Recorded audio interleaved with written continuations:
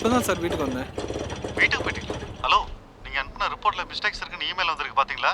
இல்லையே, கரெக்டாக தானே சார் அனுப்புனேன். நீங்கள் மறுபடியும் ஃப்ரெஷ்ஷாக ரிப்போர்ட் ரெடி பண்ணி எனக்கு சென்ட் பண்ணுங்கள், நான் செக் பண்ணுறேன். Okay sir.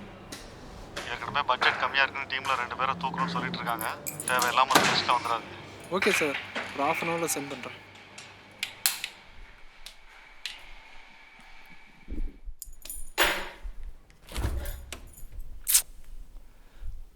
எதுவும் இருக்காது. எத்தனை தடவை சொன்னாலும் இவளுக்கும் புரியாது. இன்னைக்கு வரட்டும்.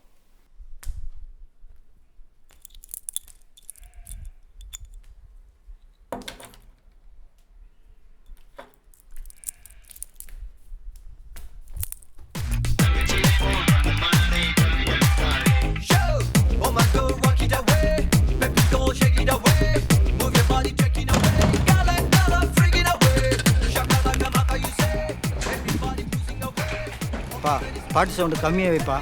பக்கத்து வீட்டில் இப்போ தான் ஒரு பொண்ணு இறந்துருக்கு. Okay okay, sorry sir. Sir எப்படி இருந்தாங்க? அவளுக்கும் அவள் புருஷனுக்கு ஏதோ தகராறு போல இருக்கு. அவள் புருஷன் அடிச்சதில் தலையில் அடிபட்டு இறந்ததா சொல்கிறாங்க.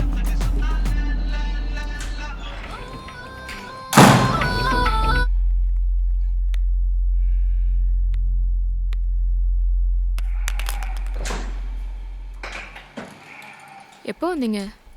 வீட்டில் சாப்பாடு இல்லைன்னு சொல்ல மாட்டியா? வரும்போது வாங்கிட்டு வந்துருப்பல. சாரிங்க, மறந்துட்டேன். டெய்லி இதே சொல்லு. ஏன் ஆன்லைனில் ஆர்டர் பண்ணி சாப்பிட வேண்டியதானே? நீங்கள் என்ன குழந்தையா? இப்போ ஆர்டர் பண்ணால் இருக்கிற டிராஃபிக்கில் வர்றதுக்கு இன்னும் 1 ஹவர் ஆகும். அதான் முன்னாடியே சொல்லுன்னு சொன்னேன். நீங்கள் முன்னாடியே கால் பண்ணி கேட்க வேண்டியதானே சாப்பாடு இருக்கா இல்லையான்னு. ஏதோ வாய் இல்லாத மாதிரி. வாய் வாய் உங்கள் அப்பா அம்மா வளர்த்த லட்சணம் இப்படி. என்ன சொன்னீங்க? நிறைய வேலை இருக்கு, தள்ளி போயிரு. ஏன் பயப்படுறீங்க? சொல்ல வேண்டியதானே. உன்னை பார்த்து எனக்கு என்ன பயம்? ஒழுங்கா பேச அடி வாங்க போற. ஓ, உங்க வீரத்தை கொண்டு போய் உங்க ஆபீஸ்ல காட்ட வேண்டியதானே.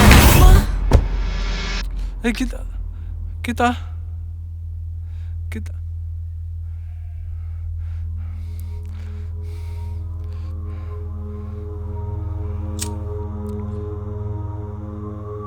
ஒன்றும் இல்லையே கீதா. கீதா, கீதா.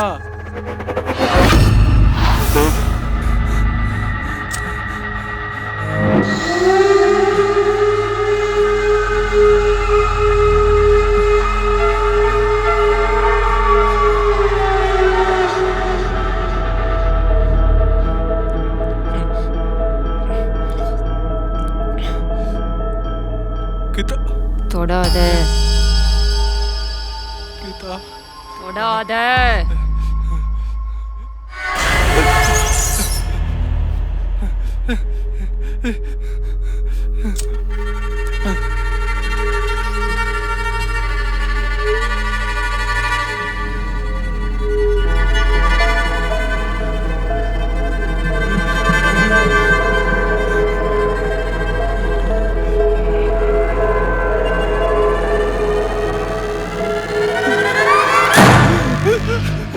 ஐயா, யாராவது கதை. ஏய் ஏய், யாராவது கதை தருங்க.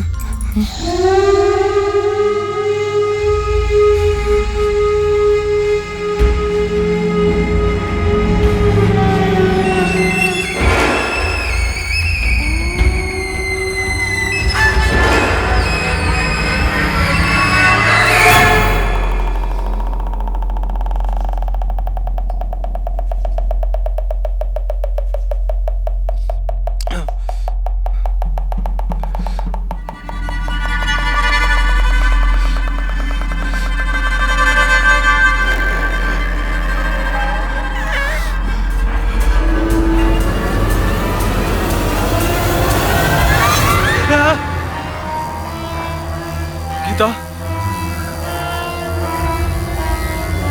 என்ன நடக்குதுங்க? ரொம்ப பயமா இருக்கு. கீழே விழுந்ததுல தலையில அடிபடலையே. முன்னாடி உன்னை எப்போது அடிச்சிருக்கனா? தெரியாம அடிச்சிட்டேன்.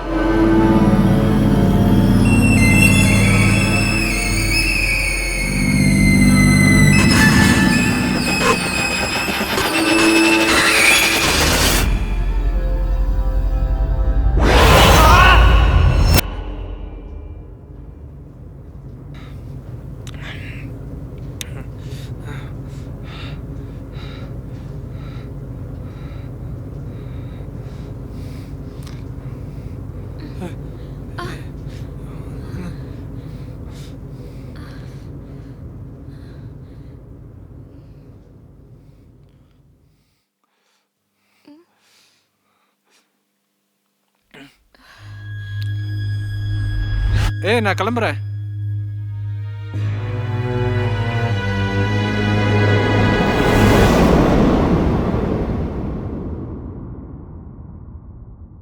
ஏய்,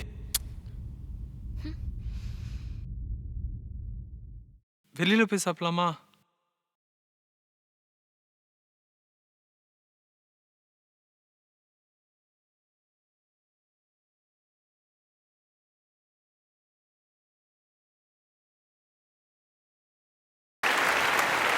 இந்த ரவுண்டினுடைய முதல் பேய் படம் ஜட்ஜஸ்லாம் பயந்துட்டாங்களா அப்படின்றத கேட்டுடலாம். So over to the comments.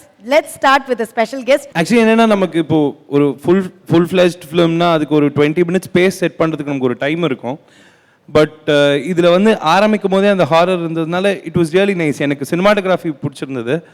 And sound design மட்டும் இன்னும் கொஞ்சம் பெட்டராக இருந்திருந்தா இன்னும் எனக்கு அந்த ஃபீல் வந்திருக்கும்னு நினைக்கிறேன். So that is what. But இன்ட்ரெஸ்டிங்காக இருந்தது. கதையாக வந்து இட் வாஸ் இன்ட்ரெஸ்டிங். எனக்கு எடிட்டுமே ஓகே. பட் அதுக்கு அந்த ஒரு திக்குன்னு அடிக்கணும்ல, நமக்கு அந்த அடிக்கிறது வந்து எனக்கு மேபி சவுண்ட் டிசைனில் வந்து இன்னும் கொஞ்சம் ஒர்க் பண்ணிக்கலாம்னு எனக்கு தோணுச்சு. That's what I felt. Okay. So நம்ம ஜட்ஜஸ் கிட்ட இருந்து கமெண்ட்ஸ் கேட்டுடலாம். ஃபர்ஸ்ட் சேரன் சார், நீங்கள் சொல்லுங்கள். லேடிஸ் பேய் வேற. Comment sir. லேடிஸ் பேயா? ஆமா, நம்ம ரெண்டு ஸ்பெஷலா இருக்கா என்ன? ஸ்பெஷல் பேய் தானே. இல்ல சார், பேய்னாலே அடிக்கடி வந்து லேடிஸ் பேயா காட்டுறாங்க. நம்ம வேற ஃபர்ஸ்ட் ஷார்ட் ஃபிலிம்ல இப்படி காமிச்சிருக்காங்களே. சோ தெரிஞ்சுக்கங்க லேடிஸ் எல்லாம் எப்படி இருக்காங்கன்னு. இல்ல சார், அது அப்படி சொல்லக்கூடாது. இதை வந்து நான் ஏற்றுக்க மாட்டேன். அது வந்து இல்லை ஆமாம், விளையாட்டுக்கு சொன்னேன். நம்ம ஊரில் அப்படி காமிச்சு பழகிட்டாங்க. உலகம் முழுக்க அப்படி தான் காட்டுறது. ஆமாம், பேயினாலே லேடிஸ் தான் காட்டுறாங்க. நான் ஒரு ஆம்பளை பேயை வச்சு படம் பண்ணலான்னு இருக்கேன். அப்படியா சார்? ஏன் ஆம்பளைங்க பேயா வரக்கூடாதானே? வரலாமே, பண்ணலாமே. அதனால தான் கேட்குறேன். லேடிஸ் பேயே வராங்களே, ஆம்பளை பேயெல்லாம் நம்ம பண்ணலாமே. மாற்றிடலாம், அடுத்தது பண்ணிடலாம். யாராவது நோட் பண்ணிக்கிங்க. நம்ம கண்டஸ்டன்ஸ்லேயே யாராவது பண்ணியிருந்தீங்கன்னா சந்தோஷம். நல்லா இருந்தது பிரதர். ஃபோட்டோகிராஃபி சார் சொன்ன மாதிரி ஃபோட்டோகிராஃபி நல்லா இருந்தது. மியூசிக் கூட ஓகே. எனக்கு லைட் ஆஃப் ஆகுது. அது வரைக்கும் நம்ம பேயின்னு ஒன்று காமிக்கவும் இல்லை. அந்த அந்த சென்ஸ் வந்து அந்த ஹீரோவுக்கு கொடுக்கல. இப்போ லைட் ஆஃப் ஆகணும். அவன் ஏன் லைட் ஆஃப் ஆச்சு தானே பார்க்கணும். உடனே அவன் லைட் எடுத்து கீழே தானே பார்க்குறான். அது எக்ஸ்பெக்டடாக இருக்குது அவனுக்கு. அது அந்த இடத்துல வந்து அங்கேருந்து ஆரம்பிக்குது ஒரு சின்ன கன்ஃபியூஷன். பட் அதுக்கப்புறம் கேரி ஓவர் ஆச்சு, அப்படியே வந்துச்சு. பட் எண்டு வந்து கொஞ்சம் என்னவா நீங்கள் முடிச்சிருக்கீங்க. ஒரு இன்சிடென்ட்ல அஃபெக்ட் ஆன ஒரு பொண்ணு இறந்துருச்சு. அதே இன்சிடென்ட் இன்னொரு வீட்டில் நடக்கும்போது அது வந்து தன்னுடைய கோவத்தை காட்டிட்டு போகுது. உங்கள் கதையை நான் பெட்டராக நான் எக்ஸ்பிளைன் பண்ணுறேன். இப்போ நீங்கள் முடிச்சிருங்க, நான் வரேன். இப்போ நீங்கள் சொல்லுங்கள், நம்ம பேசலாம். இப்போ நான் இந்த கதையை எப்படி அண்டர்ஸ்டாண்ட் பண்ணிக்கிட்டேன்னா, எப்போதுமே ஒரு ஹஸ்பண்ட் ஒய்ஃப் ரெண்டு பேருமே வேலை செய்கிற இடத்துல வந்து பார்த்தா ஆண் எப்போதும் போல் வேலை செய்கிற ஒரு கணவனாகவும், பெண் வேலை செஞ்சாலும் வீட்டில் ஒரு ஹோம் மேக்கராக இருக்கிற ஒரு சூழல் தான் எப்போதுமே இருக்குது. இப்போ நானும் வேலைக்கு போகிறேன், என் ஒய்ஃபும் வேலைக்கு போகிறாங்க. ஆனால் வந்து வீட்டில் வந்து என்ன சமைக்கணும், என்ன சமைக்கலாம், நம்ம வந்து ஃபோனில் எனக்கு அது வேணும் அப்படின்ருவோம். அது ரெடி பண்ணுறாங்களா என்ன இது. இப்போ எல்லா ஆண்களுமே அப்படி தான் இருக்கும். இது வந்து கண்டிப்பாக வந்து ஹெல்த்தியானதில்லை. இப்போ ரெண்டு பேரும் ஒர்க் பண்ணுறாங்க, ரெண்டு பேரும் ஏர்ன் பண்ணுறாங்கன்னா எல்லா வேலையும் ஷேர் பண்ணிக்கக்கூடிய ஒரு ஆரோக்கியமான ஒரு சூழல் இருக்கணும். அதுதான் வந்து கரெக்டான நம்மகிட்ட இல்லை. பிறந்ததுலேருந்து நம்மளை வந்து சமையல் கட்டுக்குள்ள அலோவ் பண்ணுறதும் கிடையாது, பார்க்குறதும் கிடையாது. இல்லை அது நம்ம திடீர்னு போய் சமைச்சோம்னா வீட்டில் உள்ளவங்களுக்கு தான் ஆபத்து. இல்லை அது அதாவது எப்படின்னா அது மாற்றணுன்றது தான். பிறந்த உடனே சொல்லி கொடுக்குற எல்லாத்தையும் நம்ம மாற்றிக்கிறோம்ல. இல்லை, ஆனால் அது ரைட்டுன்றேன். நான் என்னைய பொறுத்தவரை என்ன சொல்கிறேன்னா, ஆணும் சமைக்க கற்றுக்கலாமே. இல்லை கற்றுக்கலாமே, இல்லை கற்றுக்கணும், ஈக்குவலாக ஷேர் பண்ணிக்கலாம். அப்புறம் வந்து உலகனுடைய தலை சிறந்த சமையல் விற்பனர்கள் எல்லாம் ஆண்கள் தான். சமையல் வந்து ஆக்சுவலாக ஆண்களோட கலை தான். எனிவே, ஸோ அப்போது அந்த ஏரியா இருக்கு இல்லையா, அது வந்து சரியாக இல்லை. இந்த ஃபேமிலிக்குள்ளே அது சரியாக இல்லை. இது வந்து நான் எப்படி பார்க்குறேன்னா, இது ஒரு ஹாரர் ஃபில்மாக மட்டும் பார்க்காமல் இன்றைய சமூகத்தை இன்றைய ஒரு அந்த மேக்ரோ லெவலில் ஒரு விமர்சனமாக பார்க்குறேன். ஸோ நான் வந்து இதை இப்படி அண்டர்ஸ்டாண்ட் பண்ணிக்கிறேன். கடைசியாக வந்து முடியும் போது, அதாவது ஒரு இந்த மாதிரி ஒரு இன்சென்சிட்டிவான ஒரு கணவனால் ஒரு மரணம் ஏற்படுது. தான் அடுத்து ஒரு மரணத்தை நிகழ்த்தாமல் இருக்கிறதுக்கு அந்த பேயோ அது வந்து இவனுக்குள்ளே இருந்த எண்ணமோ ஏதோ ஒன்று அதை உருவாக்கியிருக்கு. இவன் அங்கேருந்து அடுத்த கட்டத்துக்கு போகணும். ஆனால் வெளியே போய் சாப்பிட்லாமான்றது வந்து அதுக்கான அடுத்த கட்டம் கிடையாது. அப்போ அங்கே தான் வந்து நீங்கள் நான் சொன்ன இவ்வளவும் உங்களுக்குள்ளே இருந்துதானே எனக்கு தெரியலன்ற மாதிரியான ஃபீலிங் வருது. அது வெளியே போய் சாப்பிட்றது வந்து அதுக்கான தீர்வு இல்லை. அஃப்கோர்ஸ் வெளியே போய் சாப்பிடலாம், ஒன்றும் தப்பு கிடையாது, வெளியே போய் சாப்பிடலாம். ஆனால் அதுக்கான தீர்வு அது கிடையாது. ஒரு சின்ன கிளாரிட்டி தேவைப்பட்டுச்சு. அந்த பக்கத்து வீட்டு இறந்த பொண்ணு இருக்காங்கல்ல, அவங்களுக்கு இவங்களோட பிரச்சனை வந்து அவங்களுக்கு கொஞ்சம் அப்சர்வ் தெரிஞ்சிருந்தா, இவங்க இந்த மாதிரி பிரச்சனையை வந்து இதுக்கு முதல் நாள் கூட படைப்பாங்க. இந்த வீட்டில் இருக்கிற எப்போவுமே இங்கே நடந்துக்கிட்டு இருக்கோம். பக்கத்து வீட்டில் இருக்கிற ஒரு பொண்ணால் இதை பொறுத்துக்க முடியாது. இல்லை, கதை என்ன அது வந்திருந்தா என்னன்னா அங்கே அதிகமாக நடக்குது. அட்லீஸ்ட் ஏன் அவன் இங்கே வந்து நிற்கிறான்றது ஒன்று இருக்குல்ல, அந்த அப்சர்வேஷன் தானே. பேய் படத்தில் அதெல்லாம் நீங்கள் கேட்கக்கூடாது. பேய் படத்தில் நீங்கள் வந்து பக்கத்து வீட்டுக்காரர் ஏன் வந்து பேய்க்கு லாஜிக் கிடையாது. லாஜிக் கிடையாதுல்ல, சூப்பர் நேச்சுரல் அண்டர்ஸ்டாண்டிங். அப்படி தான் நம்ம இதை ஏற்றுக்கணும். நம்ம இந்த ரவுண்டு முழுக்க நாம வந்து சூப்பர் நேச்சுரல் ஏரியாக்குள்ளே, பேராநார்மல் ஏரியாக்குள்ளே போயிட்டு நம்ம அதை ஒத்துக்கணும். அப்புறம் பாருங்க ஏன் வந்து அது அப்படி வருது, மெதுவாக வருது. ஓகே, லீவிங் சரக்குன்னு வந்து பயமுறுத்தி அது ஸ்லோவாக வந்தால் பயமாக இருக்கணுமோ, ஸ்லோவாக வர்றது, ரொம்ப லேகாக இருக்கும்போது டக்குன்னு ரேம் பண்ணி பக்கத்தில் வர வைக்கிறது, அதெல்லாம். Anyway, leaving out all these things. இது கண்டென்ட்டாக நான் அண்டர்ஸ்டாண்ட் பண்ணிக்கிட்டது. மேக்கிங்காக பார்த்தா உங்களுக்கு வந்து அக்கறை இல்லை. நான் என்ன சொல்கிறேன்னா, கலர்ஸ் பற்றி எந்த அக்கறையும் இல்லை, சும்மா இருக்கிறது அப்படியே எடுக்கிறீங்க. போன எபிசோடில் நான் பார்த்தேன், ரொம்ப எந்த எஃபர்ட்டுமே இல்லாமல் இருக்குது. ஒரு பிங்க் வாலுக்கு முன்னாடி வந்து ஒரு ஒரு ஒரு ஏதோ ஒரு கலரில் ஒரு ஒரு ஒரு கவுச் இருக்குது, அதில் வந்து அவன் உட்காடுறான். சரி, வீட்டில் அப்படி இருக்கலாம். எனக்கு எடுத்தோடனே அது மூஞ்சில் அடிக்குது. It was not working for me. அதுக்கப்புறம் அந்த லைட்டு போனதுக்கப்புறம் அந்த இதை வச்சு பண்ணுறதெல்லாம் ஓகே. நீங்கள் ஒரு ஹாரரை எடுத்து டீல் பண்ணும்போது நான் கண்டென்ட்டுக்கு நான் கொடுக்குற ரெஸ்பெக்ட் நான் கொடுத்துட்டேன், முதல்ல பேசிட்டேன். உங்களை தாண்டி நான் அதை அண்டர்ஸ்டாண்ட் பண்ணிக்கிட்டேன். பட் இதெல்லாம் வந்து பார்த்தீங்கன்னா I am not very happy with the way you have done it. இது வந்து எனக்கு ஒரு எப்போதும் சொல்கிற மாதிரி content how it is being executed அப்படின்னு பார்த்தா கண்டென்ட் ஓகே, இது வந்து ரொம்ப மீடியாக்கர் தான் எக்ஸிக்யூஷன்.